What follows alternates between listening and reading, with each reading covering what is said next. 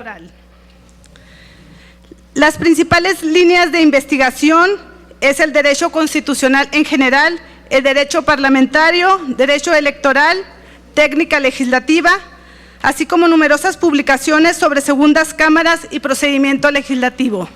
Sin más, le cedo la palabra a la doctora.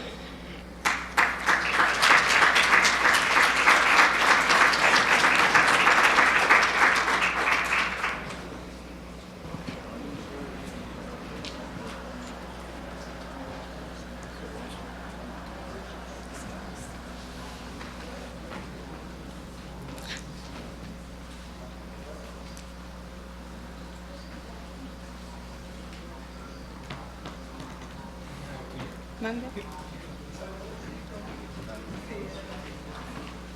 estamos.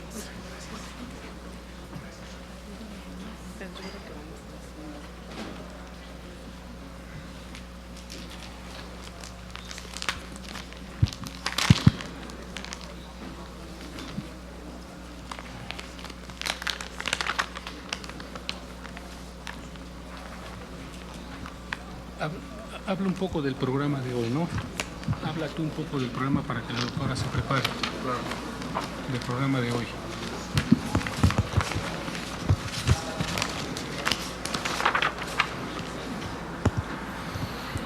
Antes de iniciar, me gustaría comentarles el programa del día de hoy.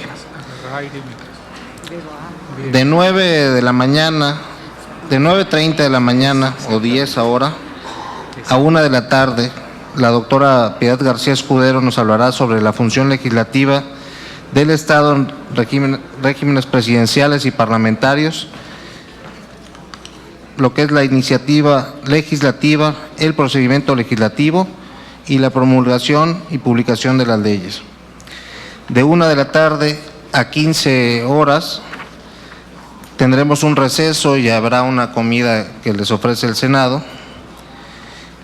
Y a las 15 horas hablará el doctor Arturo Garita Alonso sobre la Cámara de Senadores en el marco de la Constitución Política de los Estados Unidos Mexicanos. Posteriormente, habrá una conferencia sobre el proceso legislativo en el Senado de la República y los procedimientos parlamentarios, impartida por el maestro Luis Manuel Montaño Ramírez, coordinador general del Cuerpo Técnico Profesional. Asimismo, tendremos la conferencia Documentación, Registro y Publicación Legislativa por el licenciado Fernando Hernández Mosqueda, director general de Proceso Legislativo. A las 17 horas tendremos el tema Los servicios de consultoría jurídica legislativa, impartida por el maestro José Alfredo Femat Flores, consultor jurídico de esta Cámara. Posteriormente a ello, se hablará sobre el archivo histórico y la memoria legislativa, así como el sistema de información documental, que nos la dará el licenciado Edgar Moisés Partida Esparza, director general de Archivo Histórico y Memoria Legislativa. Y para finalizar el día de hoy, a las 6 de la tarde, con 20 minutos, tendremos la información parlamentaria a disposición del público para cumplir con el marco jurídico en materia de transparencia, impartida por el doctor Mario López García, jefe de la Unidad de Transparencia de la Secretaría General de Servicios Parlamentarios de esta Cámara. Atendiendo a ello, le cedo el micrófono a la doctora. Muchas gracias. Quiero que mis primeras palabras sean para agradecer a la mesa directiva del Senado de México y a su centro de capacitación, así como a la Secretaría de Asuntos Parlamentarios, por haberme invitado a participar en este seminario tan importante. La verdad es que es un honor y es un placer para mí estar hoy aquí con ustedes. Tengo que confesarles que ya desde España me sentía un poco cohibida ante la relevancia que estaban dando a este evento, no ya por el número que ven ustedes que es grande, sino por la calidad y la procedencia de los participantes. Solo me tranquilicé un poco al comprobar que el centro de capacitación había previsto que mi aportación se complete como ha expuesto el secretario de Asuntos Parlamentarios, con la intervención de personas que ocupan muy relevantes puestos en el organigrama de la Administración Parlamentaria del Senado, lo que me permite confiar en que no esperen de mí que les dé lecciones o les imparta conocimientos sobre el sistema constitucional o el sistema parlamentario mexicano o sus procedimientos, y que el carácter de internacional de este seminario da por supuesto que mi participación puede centrarse en aspectos más generales, comparados, compartidos, que puedan inducir a reflexión sobre sus propias características. Del auditorio, o sea, de ustedes, quiero destacar el que es homogéneo. Dirán ustedes, no, es heterogéneo, pero es homogéneo en el sentido de que todos tratamos con la elaboración de las leyes desde distintas perspectivas, incluso desde los congresos de los estados, lo cual enriquece precisamente el evento y que puede ser positivo para darse cuenta de que existen objetivos comunes, de que estamos insertos en un mismo procedimiento, que es el que vamos a ver hoy, que a todos nos afecta la técnica legislativa, y para intentar articular mecanismos de colaboración entre ustedes que se encuentran en organismos distintos y que realizan funciones distintas, así como para apreciar la parte del trabajo de cada uno, tanto de los diputados o de los senadores, como de los asesores, como de los funcionarios, todos ellos interviniendo en el proceso legislativo, y precisamente como partes de un todo que es la Cámara por una parte y de un todo que es la ley por otra. A la vez hay que tener en cuenta también esa diversidad, es decir, la parcela heterogénea cuando oigan algo que no les afecte exactamente a ustedes. Quisiera repasar brevemente con ustedes la temática del curso que les ha sido enviada por email y que también les ha sido incluida en sus carpetas o folders en el día de hoy. Una temática del curso que hoy más bien va a ser de tipo introductorio en aspectos constitucionales y aspectos de procedimiento, digamos de tipo reglamentario, para mañana entrar plenamente en el examen de la técnica legislativa, a base de estudiar cada día, en primer lugar, unos conceptos básicos, después referirnos a cuáles son sus principios y reglas en cuanto a contenido y estructura de la ley, para referirnos también al lenguaje de las leyes y finalizar con un punto fundamental como es la inserción de la ley en el ordenamiento, porque veremos que las leyes no son elementos aislados, sino que se sitúan dentro de un ordenamiento o de un sistema jurídico. A modo de recapitulación y de elemento de reflexión de todo lo que se va a ver en el seminario, se encuentra el contenido de la conferencia magistral que tendrá lugar el miércoles, que se refiere a la relación de la técnica legislativa, ese arte de legislar clara y eficazmente, al que no siempre se le da la importancia debida, con otros principios más trascendentales, como es el principio de la seguridad jurídica. En cuanto a la metodología, no se trata, evidentemente, de que este seminario sea de un carácter puramente teórico, sino que esté también adaptado a las leyes de su país y de sus congresos, de tal manera que ustedes deberán colaborar conmigo. Han visto que les han repartido otra hoja que habla de casos prácticos que empiezan a desarrollarse a partir de la segunda sesión. No solo con estos casos prácticos van a colaborar conmigo, lo harán también mediante sus preguntas y sus comentarios. ¿Por qué hablamos de casos prácticos? Pues por una parte porque la organización del seminario me ha expresado su deseo de que haya algún tipo de evaluación, y eso se realiza mediante estos casos que ustedes me entregarán. No tienen que hacer todos los que aparecen en la hoja, no se preocupen. Cada uno puede seleccionar 2, entre otras razones porque no nos daría tiempo a que los expusieran todos, pero yo sí quisiera dedicar la última parte de cada día para que ustedes plantearan esos casos que pueden ser defectos de leyes o intentos de mejorarlas, incluso tratar de verlas en una pantalla. Eso es lo que nos permitirá el realmente aplicar esos conocimientos teóricos a la práctica de sus congresos. Quisiera pedirles también colaboración en otro sentido. Bueno, ustedes han visto que son muchos, que estamos en una sala enorme, en las que entra y sale gente. Yo solo tengo una voz y me tiene que durar hasta el viernes.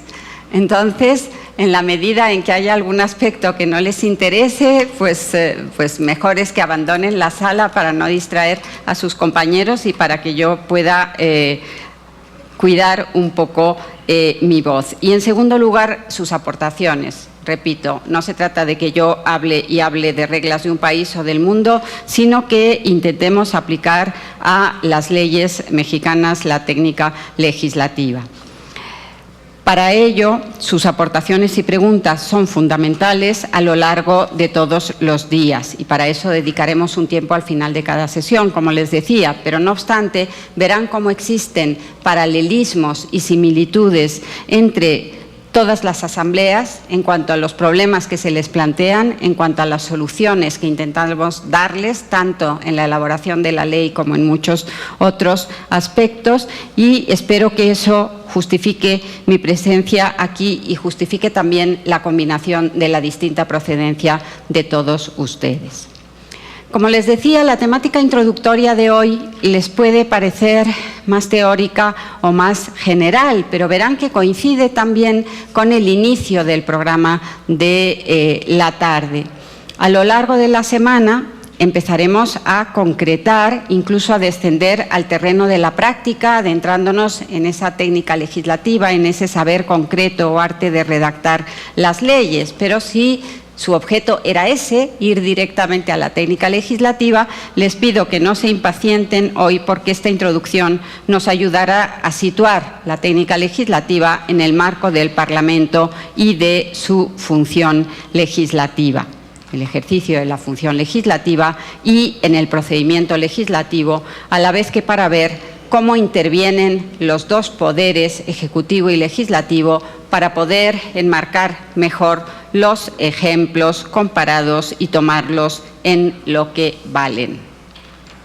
Para enmarcar esa función legislativa, querría partir, aunque les parezca que es muy arriba, pero el doctor Garita nos ha mostrado un ejemplo práctico de la importancia en este momento que tiene la relación entre el Ejecutivo y el Legislativo, como es el tener que superar un veto del presidente de la República por parte del Congreso, pues vamos a tratar de ver cómo intervienen los dos poderes en dos formas de gobierno distintas, más que en formas de gobierno. Ustedes saben que las formas de gobierno clásicas son monarquía y república, que se distinguen en función del título de acceso al poder. En la monarquía se accede por medio de la elección, en la república, por medio de la herencia, y en la república se accede por medio de la elección. Pero cuando hablamos de monarquía y república estamos haciendo una foto fija, no tienen nada que ver las monarquías que hay en Suecia o en Marruecos, por ejemplo, en cuanto al sistema político.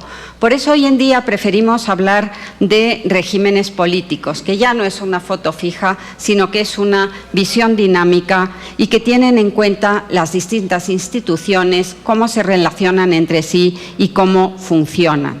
Y en función de cómo se articula la separación de poderes entre el Ejecutivo y el Legislativo, recuerdan ustedes que el principio de separación de poderes responde a ese principio clásico de Montesquieu de que se trataba de atribuir a poderes distintos las distintas funciones del Estado para evitar que ninguno se convierta en tiránico, pues según se organizan la relación entre los distintos poderes es cuando podemos hacer una clasificación básica entre régimen parlamentario y régimen presidencial. El régimen parlamentario es el primero que nace, luego hablaremos un poco de cómo nace el Parlamento. Tiene una evolución en Inglaterra, como todo lo que se produce allí, lenta, sin cambios bruscos, a través de prácticas. Se pasa de la monarquía absoluta a la monarquía constitucional, en que el monarca es un órgano del Estado. a la monarquía parlamentaria en el momento en que el Ejecutivo, el Gobierno, necesita la confianza del Legislativo, el Parlamento, para gobernar, cuando el primer ministro necesita la confianza del Parlamento. Este régimen se generaliza en el continente europeo a partir de 1830 en Francia y a partir de la Revolución Francesa irradiaría, digamos, a Europa. ¿Y cómo surge el régimen presidencial? Pues surge cuando los constituyentes de Estados Unidos de América, cuando quieren elaborar su constitución, pretenden implantar lo que ellos creían que era, en el sistema inglés, un sistema de separación rígida de poderes. Creían que era, porque lo habían tomado de Montesquieu, de la descripción que hacía Montesquieu de ese régimen inglés.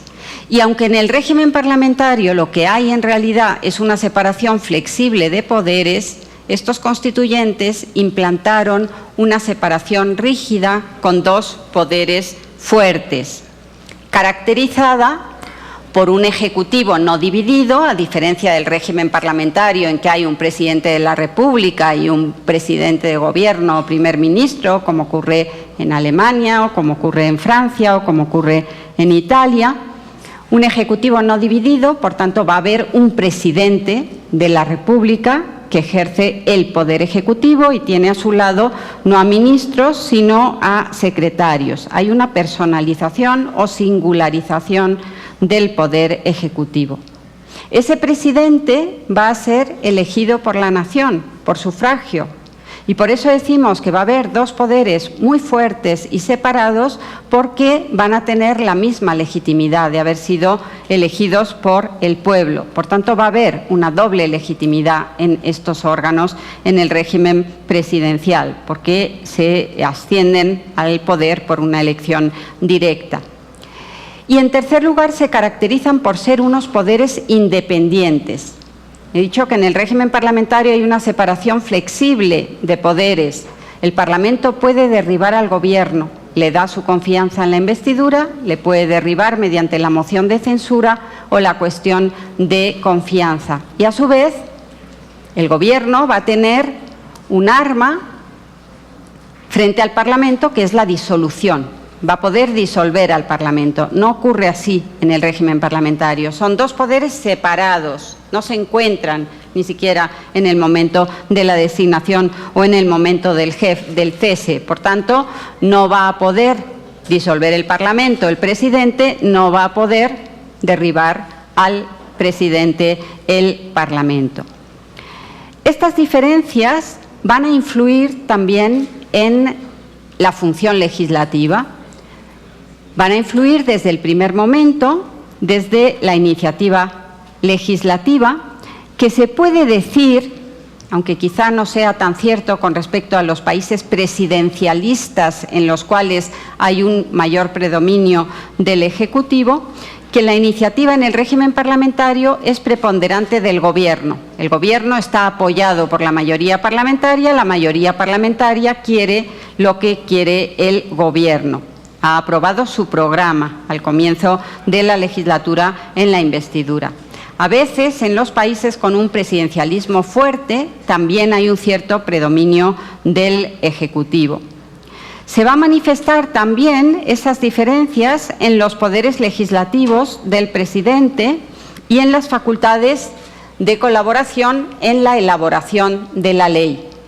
En el sistema presidencial hemos dicho que no se pueden derribar mutuamente. Lo que hay es el sistema de frenos y contrapesos, de checks and balances que idearon los constituyentes americanos, como puede ser el mensaje o el derecho de mensaje, o como puede ser el que se aprueban los presupuestos, o como puede por el Parlamento, por el Congreso, o como puede ser que el Senado interviene en los nombramientos presidenciales.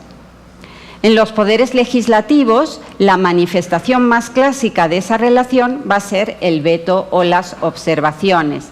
Va a ser lo que podríamos decir que, en lugar de ser una intervención por colaboración en el proceso legislativo, es más bien por competición. En los sistemas presidenciales es más frecuente aunque también en el parlamentario puede haber gobiernos de minoría, es más frecuente que pueda haber una disonancia entre el Poder Ejecutivo y el Legislativo, y eso es lo que se manifiesta en el veto o las observaciones. Veremos también cómo existen distintos actores en el Parlamento que intervienen en los procesos legislativos. Distintos actores que se encuentran en distintos niveles y con los que ustedes intervienen continuamente y a diario. En primer lugar, puede haber una o dos cámaras. Por tanto, en los sistemas bicamerales, y luego hablaremos algo del bicameralismo, hay dos cámaras que intervienen en el proceso de formación de la ley cuando el Congreso es bicameral, lo que ocurre en la Federación y en cambio no ocurre en los congresos de los estados, si no me equivoco. Ese federalismo, a su vez, podrá ser igual o desigual, simétrico o asimétrico, en función de que tengan las mismas competencias o las mismas facultades las dos cámaras. El siguiente nivel podemos entender que se encuentra representado por los grupos parlamentarios. Los grupos parlamentarios o bancadas tradicionalmente no eran muy fuertes en los sistemas presidenciales en los que realmente el legislador individual pues ejercía realmente como representante en sus iniciativas, como sujeto de las iniciativas en los reglamentos de las cámaras, pero algo que ya era una realidad en los regímenes parlamentarios empieza a aparecer también en los regímenes presidenciales, que es que los grupos parlamentarios empiezan a ser unos actores bastante privilegiados en el parlamentarismo contemporáneo porque son la expresión en las cámaras de los partidos políticos. Cuanto más fuerte sea el sistema de los partidos políticos, más fuerte será el poder de los grupos parlamentarios. Cuanto más fuerte sea la disciplina, la cohesión, la organización de los partidos políticos, más fuerte será también el efecto de unos grupos parlamentarios que empiezan a aparecer también en los reglamentos parlamentarios como sujetos de las iniciativas en bastantes regímenes presidenciales. El tercer nivel está representado por los diputados y senadores individuales, que mantienen sus derechos por mucha fuerza que tengan los grupos parlamentarios en los reglamentos. Los representantes son los diputados y los senadores, que son los que han sido elegidos. Es posible que algunos de sus derechos sean ejercidos en el seno de los grupos, dependiendo también de cuál sea la cultura política del país y el sistema de partidos. Y un cuarto nivel que habría que tener en cuenta es la existencia en los congresos de la mayoría, si la hay, y de la minoría o minorías. Cuestiones que se ponen de manifiesto en el momento en que han de adoptarse acuerdos. Ustedes saben que los congresos, y ahora hablaremos del Parlamento como órgano deliberante, desarrollan momentos de deliberación, momentos de discusión, pero llega un momento final en el que es la votación mediante el que se toman las decisiones del Parlamento. Y esas decisiones se adoptan por mayoría. Ahí es donde se pondrá de manifiesto, que puede ser distinta en función de los distintos asuntos que se someten a votación, la existencia de una mayoría y de una o varias minorías. En el régimen parlamentario, como les decía, cuando hablamos del Ejecutivo del Gobierno, estamos hablando de una unidad política solidaria, plural. Un gobierno es el presidente del gobierno y sus ministros, aunque esté también ordenada jerárquicamente en una serie de niveles y de actores. Por un lado, el presidente del gobierno, el primer ministro, que unifica, dirige y coordina la función del gobierno. Por otra parte, los ministros, que son en realidad los promotores, me dirán aquí también las secretarías de algún modo, los promotores de los anteproyectos de ley. Pero hay un Consejo de Ministros en el régimen parlamentario que es el que tiene que aprobar esos proyectos de ley para que realmente lleguen a salir del ámbito del Ejecutivo y puedan enviarse al reglamento. Esa convocatoria y esa aprobación va a ser un requisito constitucional para que se remitan esos proyectos de ley. En el modelo del presidencialismo, como les decía, se fundamenta en el principio de división, de distinción, de separación radical de poderes. Una separación que nace con dos idénticas legitimidades de origen, el haber sido elegido por el pueblo, tanto el presidente de la República como el Parlamento. Se caracteriza también por unas fuertes incompatibilidades entre unos y otros, separación radical entre la función ejecutiva y la función legislativa. Esto no se da en el régimen parlamentario, en que los ministros son elegidos como diputados, pueden serlo como senadores también, que están sentados allí en el Congreso como miembros, que votan también, que tienen acceso, comparecen ante las cámaras a través de los distintos elementos de control. En el régimen presidencial vemos que hay una separación entre las dos funciones y que el sistema, las relaciones interinstitucionales, va a funcionar más bien por competición que por colaboración, por controles recíprocos. En el presidencialismo, el procedimiento legislativo activa la participación de los dos poderes de forma sucesiva. Primero interviene uno, puede ser primero en la iniciativa, también puede participar el Ejecutivo, después intervendrá el Legislativo sin que haya interferencia del Ejecutivo, a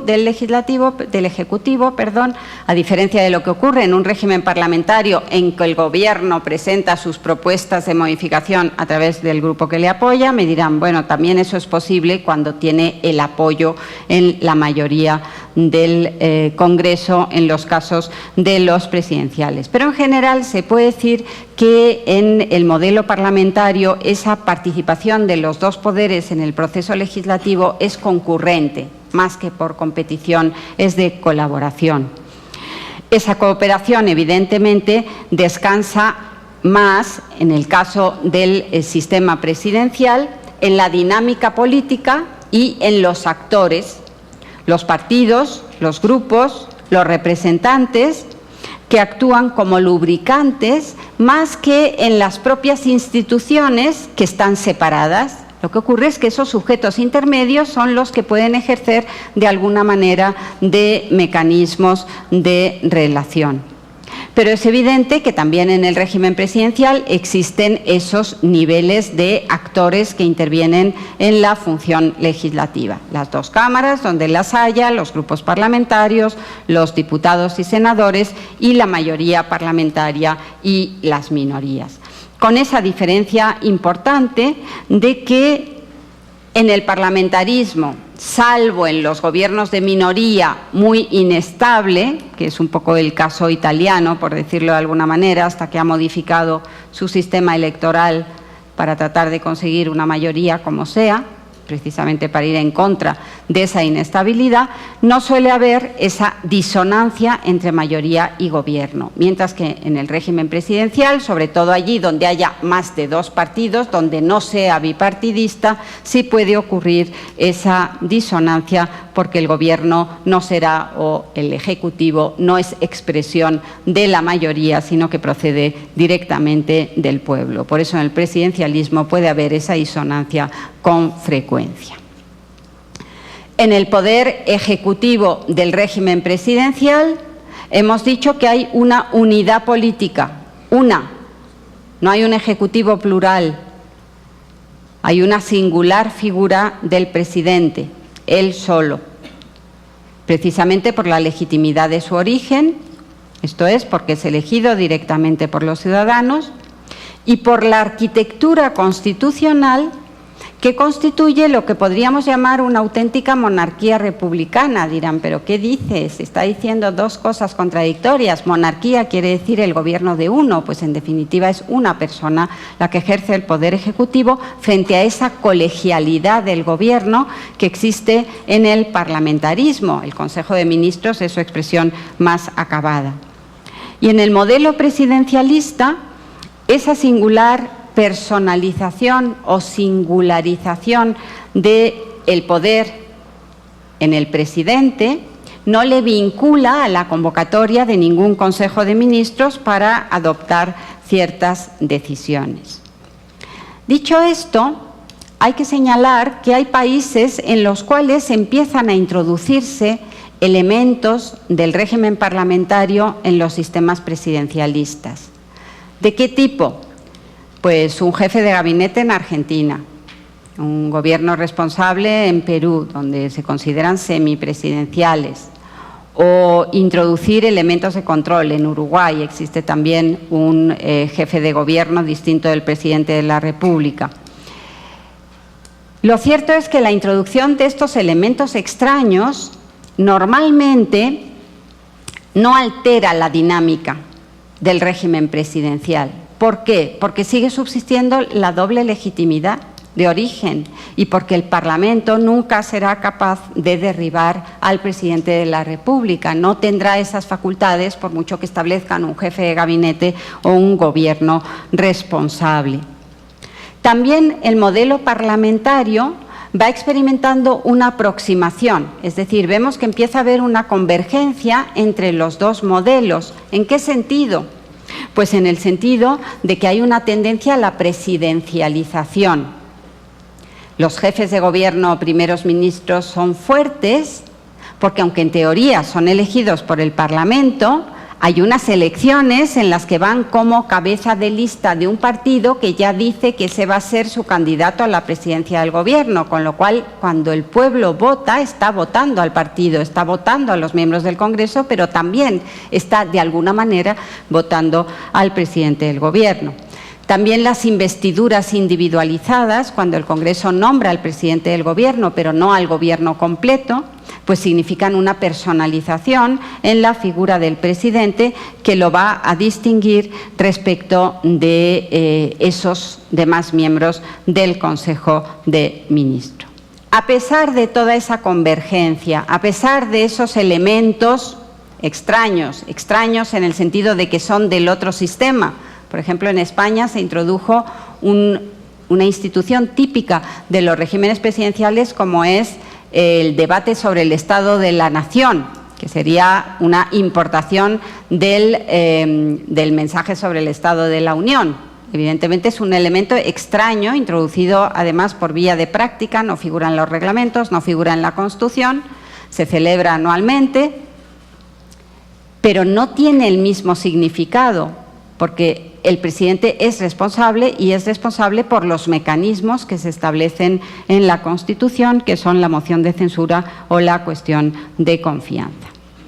En el modelo presidencial, en el procedimiento legislativo, sigue habiendo una predominante independencia, en algunos casos podría ser incomunicación entre los dos poderes, y se mantiene hoy como relación interinstitucional, en este aspecto legislativo, el veto o las observaciones. Esa es su manera de comunicarse, una manera muy rígida, por decirlo de alguna manera, muy institucionalizada.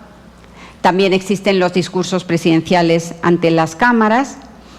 Y esta radical independencia de los poderes en el presidencialismo, evidentemente, solo se ve atenuada cuando el presidente tiene un partido mayoritario que le apoya también en las dos cámaras.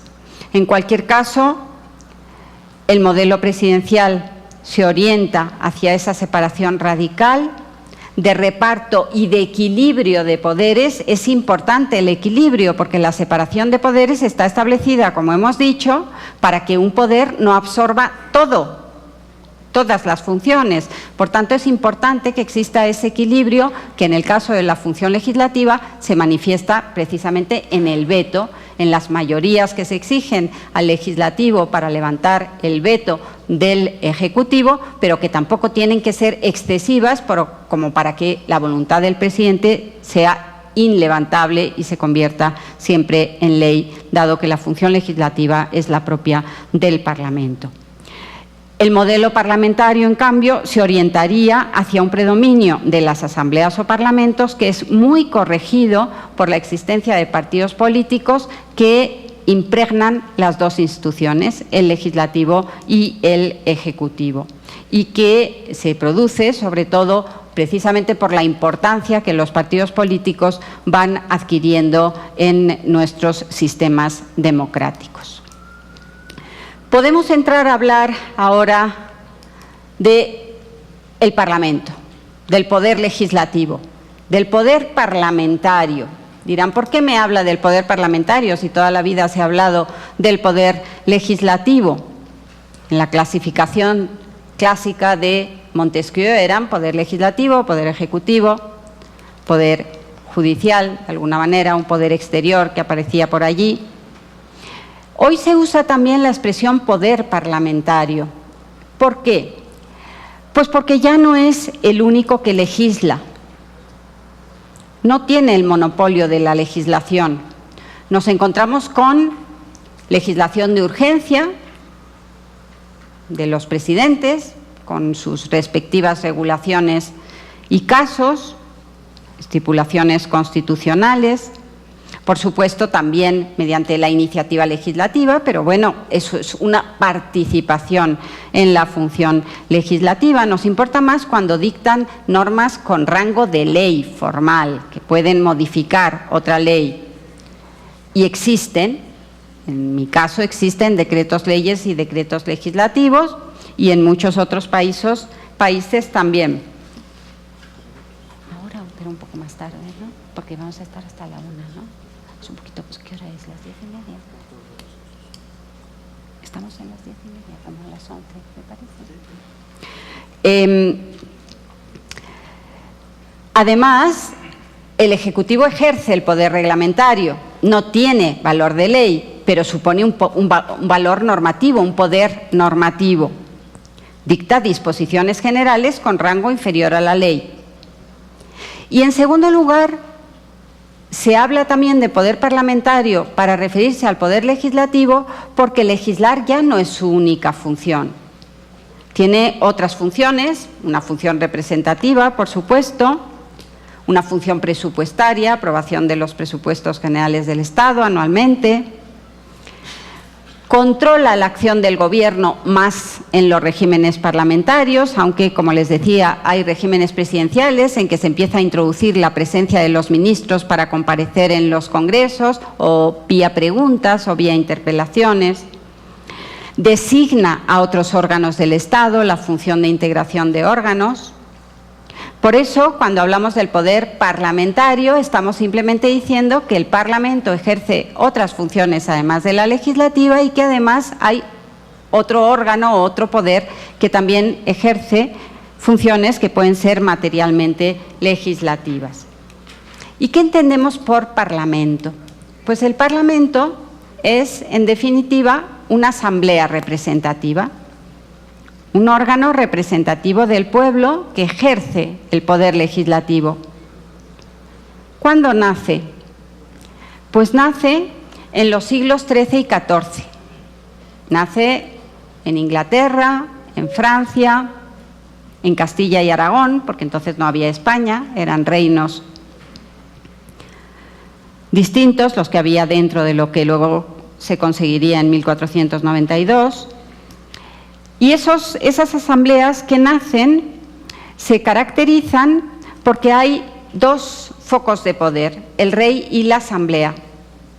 Unas asambleas donde estaban los mejores y mayores de la tierra, meliores et maiores terre, que eran los nobles, las ciudades y el alto clero. Esta era la composición de las primeras asambleas representativas. En realidad eran centros de agrupación de la burguesía. ¿Para qué nacen esas asambleas representativas? Pues para otorgar su consentimiento al rey para imponer impuestos.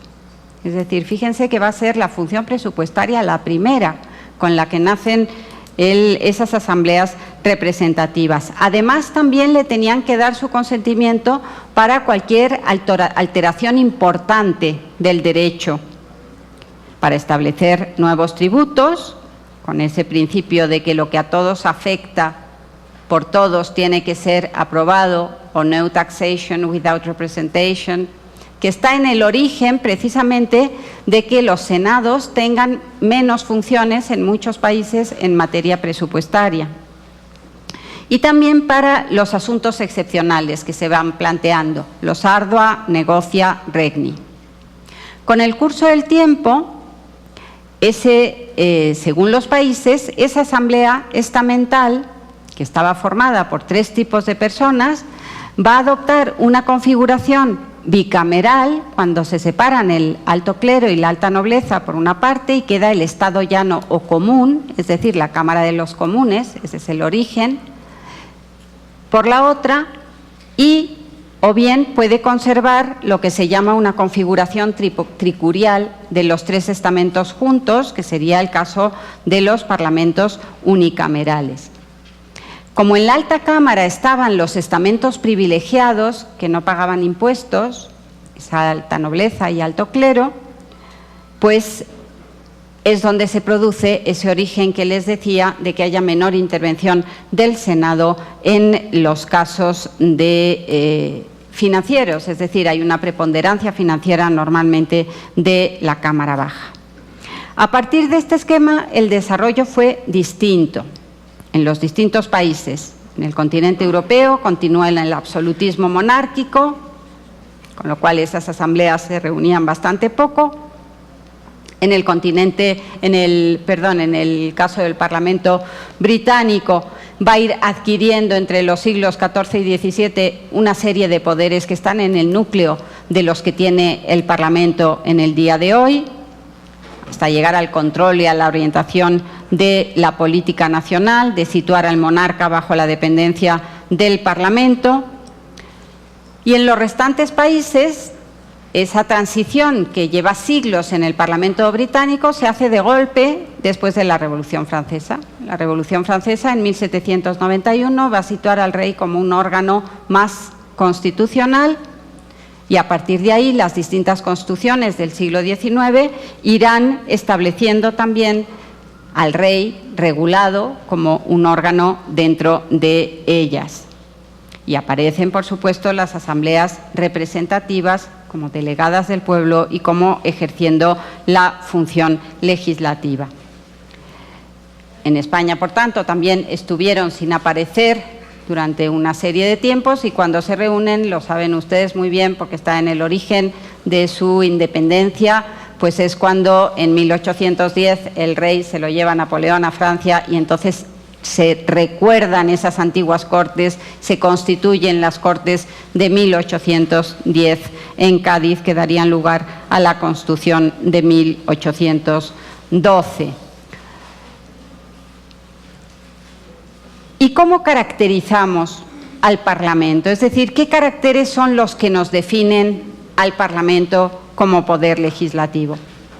En primer lugar, es un poder constitucional. Ustedes examinan sus constituciones, pueden ver perfectamente cómo en todas ellas, las suyas, las nuestras, las de todo el mundo, van a aparecer unos artículos dedicados al Parlamento, al Poder Legislativo, al Congreso, como se llame, en el que aparezca su forma de elección y sus competencias, de las cuales la más importante, aunque de eso hablaremos porque también se discute, es la legislativa, es decir, la aprobación de las leyes. Es uno de los poderes del Estado y es un órgano cuyo poder le viene del pueblo, evidentemente a través de unas elecciones, porque estamos hablando de parlamentos democráticos, obviamente. Es un poder político que se caracteriza por adoptar decisiones políticas. Por eso, muchas veces los técnicos, entre los que me cuento, cuando hacemos propuestas, tenemos que tener siempre en mente que podemos proponer, que podemos asesorar, pero que la decisión es del político y va a ser una decisión política. Es un poder definidor del Estado. En función de esa configuración del Parlamento y de sus relaciones con el Ejecutivo, hemos dicho que un Estado, por supuesto, puede calificarse de democrático o no, pero puede el régimen político ser presidencial o puede ser parlamentario, en función de cómo se establezca el equilibrio de poderes en la Constitución. Es un poder representativo, es un órgano representativo que participa de la soberanía. Ustedes saben que la soberanía reside en el pueblo, pero el pueblo no ejerce esa soberanía por sí mismo, elige unos representantes, que son los diputados y senadores. ¿Cómo ejercen esa representación? Pues lo hacen decidiendo por él. Hemos hablado de la forma de llegar a la decisión del Parlamento, pues participan de la soberanía en la medida que se ejerce por representación a través de ellas, en que actúan en representación del pueblo. Decía Montesquieu que si no existiera el término de representación habría que inventarlo. Habría que inventarlo porque es imposible que el pueblo gobierne directamente.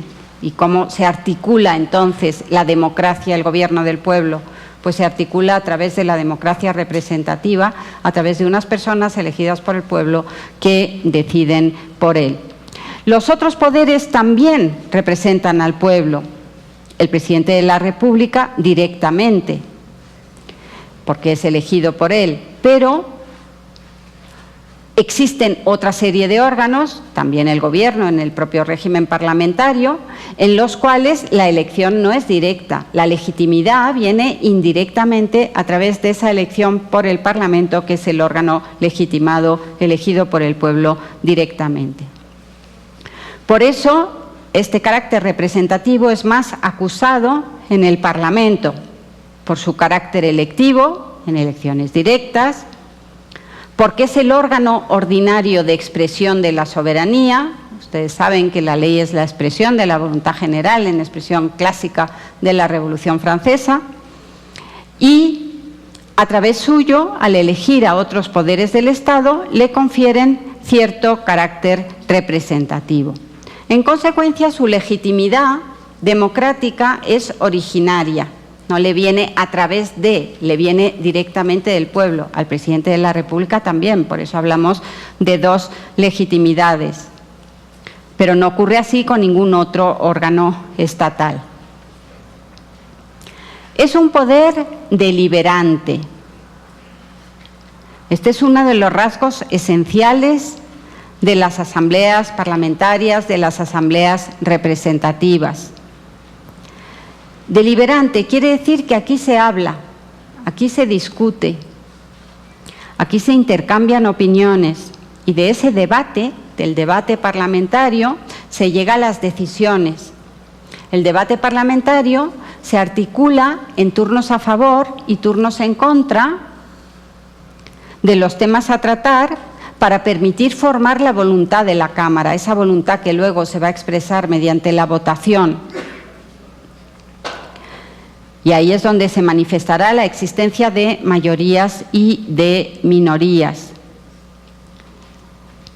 Por eso, en las constituciones se regulan algunos aspectos del procedimiento de deliberación, pues yo qué sé, desde el carácter público de las sesiones de los plenarios, pongamos por caso, o también la forma o las mayorías mediante las que se adoptan determinadas decisiones.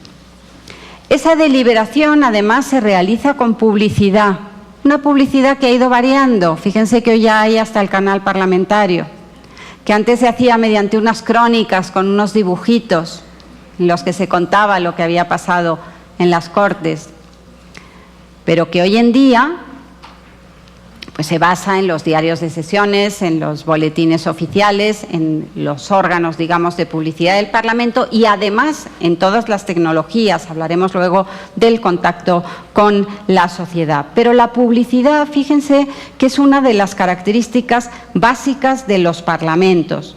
Se considera consustancial a la democracia. Nosotros en español tenemos una expresión que se llama luz y taquígrafos, que procede no ya de la Constitución de 1812, que también, sino de la Constitución francesa de 1791, que decía no solamente que las sesiones eran públicas, sino que además los debates se imprimen para conocimiento general. Es de donde surgen los diarios de sesiones, por eso los taquígrafos, que son los que recogen o recogían esas intervenciones. Es un poder permanente. Poder permanente significa que las cámaras, desde la Revolución Francesa, precisamente como una reacción frente a lo que ocurría anteriormente, que el monarca las convocaba cuando quería, es un poder que siempre tiene que estar ahí, porque para que no ocupe ningún otro poder su lugar. Tenemos la prueba también ahora en estos días, cuando hay una comisión permanente, que es la que actúa en los periodos de receso, en la terminología nuestra, en los periodos en que la Cámara no está reunida, y sin embargo se van a reunir las cámaras para decidir sobre el veto planteado por el presidente. No por el hecho de que estén en receso el presidente va a poder imponer su voluntad, sino que se va a seguir un procedimiento que significa que las cámaras van a estar ahí para ejercer sus poderes. Habrá periodos ordinarios de sesiones, habrá sesiones extraordinarias o periodos extraordinarios, pero habrá una comisión permanente, una diputación permanente, lo llamamos nosotros, que significa que está ocupando el lugar del Congreso cuando éste no se reúne y que defiende o vela por los poderes de las cámaras, como dice la Constitución española, cuando éstas no están reunidas. Es un poder bicameral. En México es un poder bicameral, en España también, unicameral en los congresos de los estados. En estos casos tienen carácter de órgano constitucional, de poder constitucional, tanto el Congreso como cada una de las cámaras, que van a ejercer las competencias legislativas, entre otras, en la forma que establece la Constitución. Y esto nos llevaría a hablar de la estructura bicameral del Parlamento y del bicameralismo, pero yo creo que quizás sea el momento de hacer un receso para que descansen ustedes unos minutos. Hacemos un receso de 10 minutos para poder continuar.